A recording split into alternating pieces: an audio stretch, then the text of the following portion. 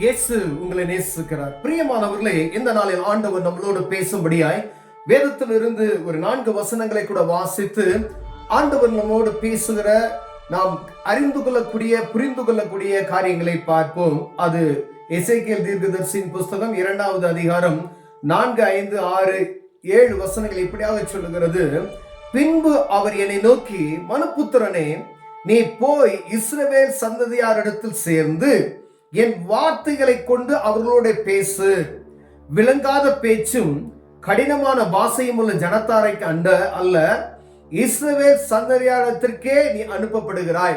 பாருங்க, மத்தபடி விளங்காத பேச்சு புரியாத பாஷைக்காரரிடத்தில் அல்ல, இஸ்ரவேல் வீட்டாரிடத்திற்கே நீ அனுப்பப்படுகிறாய். விளங்காத பேச்சும் தாங்கள் சொல்லும் வார்த்தைகளை நீ அறியாத கடினமான பாஷையுள்ள அநேக ஜனங்களிடத்திற்கு நீ அனுப்பப்படவில்லை. நான் அவர்களிடத்திற்கு உன்னை அனுப்பினாலும் அவர்களுக்கு செவி கொடுப்பார்களோ? இஸ்ரவேல் வீட்டாரோவெனில் உனக்கு செவி கொடுக்க மாட்டார்கள். எனக்கே செவி கொடுக்க மாட்டோம் என்கிறார்களே. இஸ்ரவேல் வம்சத்தார் அனைவரும் கடினமான நெற்றி, முரட்டாட்டம் உள்ள இருதயம் உள்ளவர்கள். பிரியமானவர்களே, ஆண்டவராய் இயேசு கிறிஸ்து அவருடைய சத்தியத்தை அறியும்படியாய் அவருடைய ஜனத்தினிடத்திற்கு தீர்க்கதரிசிகளை அனுப்பி கொண்டு இருக்கிறதை நாம் பார்க்க முடிகிறது. பிரியமானவர்களே, எங்கும் சுவிசேஷம் அறிவிக்கப்பட்டு கொண்டு இருக்கிறது. கடைசி நாட்களில் நாம் வாழ்ந்து கொண்டு இருக்கிறோம். இந்த கொடிதான காலத்துல ஆண்டவரை அறிந்து கொள்ளுங்கள் என்று எங்கும் பிரசங்கிக்கப்படுகிற வார்த்தைகளை நாம் கேட்கப்படுகிறதை நாம் ஒவ்வொரு இடத்திலையும் பார்க்க முடிகிறது. நீங்கள் ஆலயத்துல பிரசங்கிக்கிற வார்த்தைகளை நீங்கள் கேட்டீர்களா? சத்திய வசனம், கடினமான இருதயம், கடினமான வார்த்தைகள் நம்ம இடத்தில் வருகிறதா என்று பார்க்கிறோம். அநேக இடங்கள்ல ஆண்டவருடைய சத்தத்துக்கு செவி கொடுக்காதபடிக்கு ஜனங்கள் செவியை அடைத்து வைத்திருக்கிறதை நாம் பார்க்க முடிகிறது. பிரியமானவர்களே, பெரிய பெரிய ஆலயங்கள் இருக்கிறது, அங்கு அநேக வார்த்தைகள் பிரசங்கிக்கப்படுகிறது. ஆனால் என் ஜனங்கள் அவர்களுடைய சத்தத்தை கேட்காதபடிக்கு அடைக்கப்பட்டு இருக்கிற காதுகள் போல இருக்கிறார்கள் என்று ஆண்டவர் சொல்லுகிறார். அவர்கள் என் சத்தத்தை கேட்க மாட்டேன்றாங்க. நீ போய் சொல்லு, நீ என்னத்தை சொன்னோம் அப்படின்னு சொல்லி கேட்பாங்க. என் வார்த்தையில் அவர்கள் கேட்க மாட்டார்கள். ஏன் அப்படின்னா, போய் ஒரு பிரேயர் நடக்குது அப்படின்னு சொன்னா அந்த இடத்துல சும்மா போய் ஆராதனை அட்டெண்ட் பண்ண வேண்டும் என்பதற்காக ஒரு 2 மணி நேரம் சும்மா உட்கார்ந்து விட்டு அப்படியே வருகிறார்கள். வெளிய இடங்களில பாத்தீங்கன்னா பெரிய கிரவுண்ட் இருக்கும், அங்க போய் உட்காருவாங்க. ஆலய ஆராதனை முடித்ததும் வெளியே வந்துடுறாங்க. ஆனா ஆண்டவர் உங்களோடு பேசினார்களா என்று யார்ட்டையாவது கேட்டோம் அப்படின்னு சொன்னா, போய் பூசை அட்டெண்ட் பண்ணிட்டு வந்தோம், அவ்வளவுதான். அப்படித்தானே சொல்றாங்க.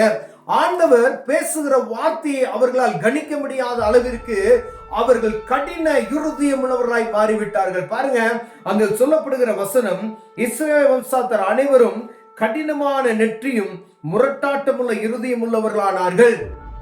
அவ்வளவு கடினமான இருதயம், கற்பாறையை போல மாறிவிட்ட இருதயம் உள்ளவர்களாய் நெற்றி கடினப்பட்டு இருக்கிறது. அவர்களுடைய வார்த்தைக்கு செவி கொடுக்க முடியும், அவர்கள் காதை திறக்க முடியாய் நீ அவர்கிட்ட போய் சொல்லு, சத்தியத்தை சொல்லு அப்படின்னு சொல்லி இஸ்ரவேல் ஜனங்கள் என்ன உங்களுக்கு தெரியும்? சத்தியத்தை அறிந்து கொண்ட ஒவ்வொரு மனிதனும் இஸ்ரவேல் ஜனங்கள் என்பதை நாம் புரிந்து கொள்ள முடியும். பிரியமானவர்களே, ஆனால் இங்கு நான் இஸ்ரவேல் சந்ததி என்றதே மறந்து போய் உட்கார்ந்து ஆண்டவர் வார்த்தையும் கேட்டுக்கொண்டு யாருக்கோ பேசுவது போல இருக்கிற அநேக ஜனக்கூட்டங்கள் உண்டு. ஆனா ஆண்டவர் சொல்லுகிறார், தீர்க்கதரிசி நீ போய் சொல்லு அப்படின்னு. ஆனா அதற்கு பின்பதான் இருக்கிற வசனங்கள் எல்லாம் வாசித்து வந்தால் ஆண்டவர் தண்டிக்கக்கூடிய தண்டனைகள் எப்படி இருக்கும் என்று பயங்கரமான கடினமான வார்த்தைகள் ஆண்டவர் பேசுகிறதை நாம் பார்க்க முடிகிறது. பிரியமானவர்களே, ஆண்டவருடைய வருகை அதி சமீபமாய் இருக்கிறது நிமித்தமாய் சத்தியம் எங்கு பொதிக்கப்பட்டு கொண்டிருக்கிறது. ஆனால் அந்த சத்திய வசனத்துக்கு செவி கொடுக்காதபடிக்கு தங்கள் இருதயங்களை மீண்டும் மீண்டுமாய் கடினப்படுத்துகிற ஒரு ஜன கூட்டத்தை நாம் பார்க்க முடிகிறது. என் ஜனங்களோ, பாருங்க, எல்லாத்தையும் ஆண்டவர் சொல்லுகிறார், எல்லாத்தையும் தான் இஸ்ரவேல் வீட்டார் அனைவரும் அவர்கள் நெற்றியை கடினப்படுத்தி விட்டு முரட்டாட்டமான ஜனமானார்கள். சத்திய வசனத்துக்கு எதிர்த்து நிற்கக்கூடியவர்களாய் மாறிவிட்டார்கள். பிரியமானவர்களே, அப்படிதான் ஆண்டவர் பேசுகிறார். தீர்க்கதரிசனை போய் சொல்லு, இந்த வார்த்தை அவர்களோடு போய் சொல்லு அப்படின்னு சொல்லி ஆண்டவர் சொல்லுகிற ஒவ்வொரு வார்த்தை, இதோ உன் முகத்தை அவர்கள் முகத்துக்கு எதிராகவும் உன் நெற்றி அவர்கள் நெற்றிக்கு எதிராகவும் கெட்டியாக்கினேன். நீ கடினமான வார்த்தைகள் அவர்களோட பேசு, நீ பயப்படாத, கீழே பின்னாடி பார்த்த நீ அவங்களோட எல்லாம் பயப்படாத, நீ போய் உன் வார்த்தையை சொல்லு, இது கர்த்தருடைய சத்தம் என்று சொல்லு என்று ஆண்டவர் சொல்லுகிறதை பார்க்க முடிகிறது. ஆண்டவருடைய சத்தத்தை புரிந்து கொள்கிற இருதயம் நமக்கு இருக்கிறதா? வேத புத்தகத்தை அனுதினம் வாசிக்கிற பழக்கம் நம்ம கிட்ட இருக்கிறதா? ஆலயத்துக்கு சொல்லும் போது வேத புத்தகத்தை கையில் எடுத்து போகிற பழக்கம் நம்ம கிட்ட இருக்கிறதா? அங்கு போதகர் பேசுகிற வார்த்தைகளுக்கு செவி கொடுத்து ஆண்டவரை என்னோடு பேசுங்க என்ற வார்த்தை இருதயம் நம்மோடு இருக்கிறதா என்று பார்க்கும்படியாய் ஆண்டவர் உங்களோடு என்னோடு பேசுகிறார். பிரியமானவர்களே, கடைசி காலமானபடியினாலே ஆண்டவர் உங்களோடு என்னோடு பேசுகிற வார்த்தை என்னவென்றால், நீங்க கடைசி காலத்துல இருக்கிறீங்க. இந்த சத்திய வசனத்துக்கு கீழ்ப்படிந்து நடக்கும்படியாய் ஆண்டவர் ஒவ்வொருவரோடும் ஒவ்வொரு வாரமும் ஒவ்வொரு நாளும் ஒவ்வொரு மணித்துளையும் ஏதோ ஒரு வழியில உங்களோடும் என்னோடு பேசிக் கொண்டிருக்கிறது நாம் புரிந்து கொள்ள முடியும். ஆனால் நம் இருதயம் கடினப்பட்டு இருக்கிறது. கடினமான முரட்டாட்டமான இருதயம் கடினப்பட்டு இருக்கிறது என்று ஆண்டவர் சொல்லுகிறார். நம்ம இருதயத்தை அவர் அறிந்திருக்கிறார். பிரியமானவர்களே, இந்த இருதயம் கடினமாயிருச்சு, என்ன பேசினாலும் அவங்க செவியை திறக்க மாட்டாங்க அப்படின்ற வார்த்தை வேதத்தில் எழுதியிருக்குது. உன் நெற்றியும் அவர் நெற்றிக்கு விரோதமாய் கடினமாக்கப்பட்டு இருக்கிறது என்று இந்த வான மண்டலங்கள் அந்தகார லோகாதிபதியுடைய எல்லா கிரிகளும் நிர்மூலமாக்கும்படியால் ஆண்டவருடைய சத்தத்துக்கு செவி கொடுக்கிற இருதயத்தை நாம் திறப்போமையானால் ஆண்டவருடைய வார்த்தையை நாம் கேட்க முடியும். பிரியமானவர்களே, ஆலயத்துல ஆண்டவருடைய வார்த்தையை கேட்கணும், உங்க வீட்டுல ஆண்டவருடைய வார்த்தையை கேட்கணும். காலம் கடைசி, எந்த நேரத்தில் ஆண்டவருடைய வருகை வரும் என்று யாருக்கு தெரியாது. யுத்தங்கள் நிறுத்தப்படுகிறது, யுத்தங்கள் ஆரம்பிக்கிறது, எதுக்கு என்ன நடக்குமோ என்று யாருக்கும் எந்த நேரமும் சொல்ல முடியாது. அதே போலதான் ஆண்டவருடைய வருகையும் எந்த மனிதனாலும், ஒருவேளை போரை உருவாக்குகிறது மனிதன், இங்க நடக்கலாம் அங்க நடத்தலாம், அவங்க ஒரு கேம் மாதிரி விளையாண்டுட்டு இருக்கிறாங்க. ஆனா வானத்தையும் பூமியை படைத்த சர்வ வல்லமையில தேவன்கிட்ட எந்த மனிதனும் விளையாட முடியாது. அவர் நியமித்த காலத்துல வருவார். அவர் பாராட்டின ஒரே ஒரு கிருபை என்னன்னு கேட்டீங்கன்னா, ஒரு மனிதன் கெட்டு போகாதபடிக்கு நித்திய ஜீவனை பெற்றுக் கொள்ளும்படி அவர் வாஞ்சிக்கிறது நிமித்தமாய் அவர் வருகை தாமதமாய் கொண்டிருக்கிறது. பிரியமானவர்களே, அநேக ஜனங்கள் அவருக்காய் காத்திருக்கிறார்கள். அநேக ஜனங்கள் உண்டு என்பதை அவர் அறிந்திருக்கிறார். இது நிமித்தமாய் அவருடைய வருகை தாமதமாய் கொண்டிருக்கிறது. இதனாலவே இஸ்ரவேல் ஜனத்தாரிடத்தில் போய் நீ சத்தியத்தை சொல்லு, எப்படியாவது அவர்கள் மனம் திரும்ப மாட்டார்களா என்று சொல்லி ஆண்டவருடைய அங்கலாய்ப்பை நாம் கேட்க முடிகிறது. பிரியமானவர்களே, இந்த வார்த்தையை கேட்கிற ஒவ்வொரு அன்பு சகோதரியே, இயேசு கிறிஸ்துவின் இரத்தம் சகல பாவங்களை நீக்கி நம்மை சுத்திகரிக்கும் என்று வேதம் சொல்லுகிறது. ஆண்டவருடைய வார்த்தைக்கு செவி கொடுப்போமையினால் அவருடைய ராஜ்யத்துக்கு ஏற்றவர்களாய் நாம் மாற முடியும். பிரியமானவர்களே, நம்ம இருதயத்தில் கடினமான இருதயத்தை உடைத்து ஆண்டவருடைய வார்த்தைக்கு செவி கொடுக்கிற அந்த மனப்பான்மையை நம்ம உண்டாக்கி கொள்வோமையினால், சர்ச்சில் பேசப்படுகிற வார்த்தைகளுக்கு செவி கொடுப்போமையினால், வேதம் நமக்கு கற்றுக் கொடுக்கிற இந்த வார்த்தைகளுக்கு நாம் செவி கொடுப்போமையினால், பாவத்துக்கு பயந்து நடுங்குவோமையானால் ஆண்டவருடைய பிள்ளையை மாறுவதற்கு ஒரு வாய்ப்பை ஆண்டவர் வைத்திருக்கிறார். பிரியமானவரே, இன்னும் கொஞ்சம் காலம் இருக்கிறது.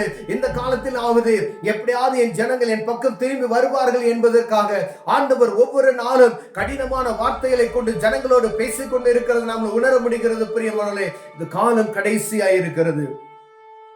அவருடைய வருகை அதி சீக்கிரத்தில் இருக்கிறது. பிரியமானவர்களே, அவருடைய சத்தியத்துக்கு செவி கொடுக்கிறவர்களை ஆண்டவர் தேடிக்கொண்டு இருக்கிறார். தீர்க்கதரிசியை சொல்றாரு, அவங்க இருதயம் கடினப்பட்டு போயிருச்சுன்னு சொல்லி நம் இருதயத்தை கடினப்படுத்தாதபடி அவருடைய சத்தத்துக்கு செவி கொடுத்த ஆண்டவரே, என் பாவங்களை மன்னியும், ஆண்டவரே உமது பிள்ளையாய் மாற நான் விரும்புகிறேன் ஒரு வார்த்தை நம்ம சொல்லுவையானால் ஆண்டவர் அவருடைய இருதயத்தை சுத்தமாக்கி நம்மை பரிசுத்த ஜனமாய் மாற்றி அவருடைய பிள்ளையாய் சேர்த்துக்கொள்ள அன்புள்ளவராய் இருக்கிறார். பிரியமானவரே, அந்த ஆபத்திலிருந்து தப்பித்துக் கொள்ள முடியும். ஏதோ ஒரு ஆபத்து பூமிக்கு வரும், ஆண்டவருடைய ராஜ்யம் வரப்போகிறது, ஒரு நொடி பொழுதுல மறுரூபமாக்கப்படுவோம் என்று நாம் அறிந்திருக்கிறோம். அந்த நொடி பொழுது எப்ப யாருக்கு தெரியாது, அவருடைய ரகசிய வருகை எப்போது யாருக்கு தெரியாது.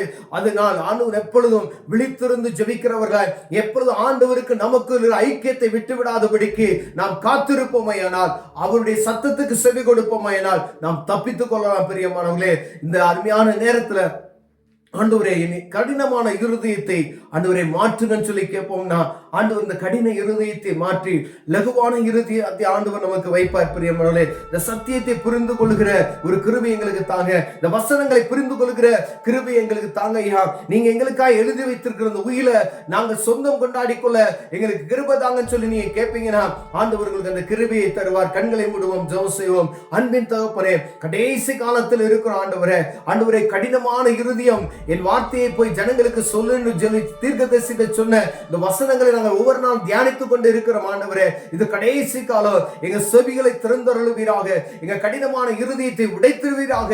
சத்தத்துக்கு கர்த்தருடைய சத்தத்துக்கு செவி கொடுக்கிற இருதயத்தை எங்களுக்கு தாங்க நாங்கள் ஜெபிக்கிறோம். இயேசுவின் நாமத்தில் பிதாவே, ஆமென்.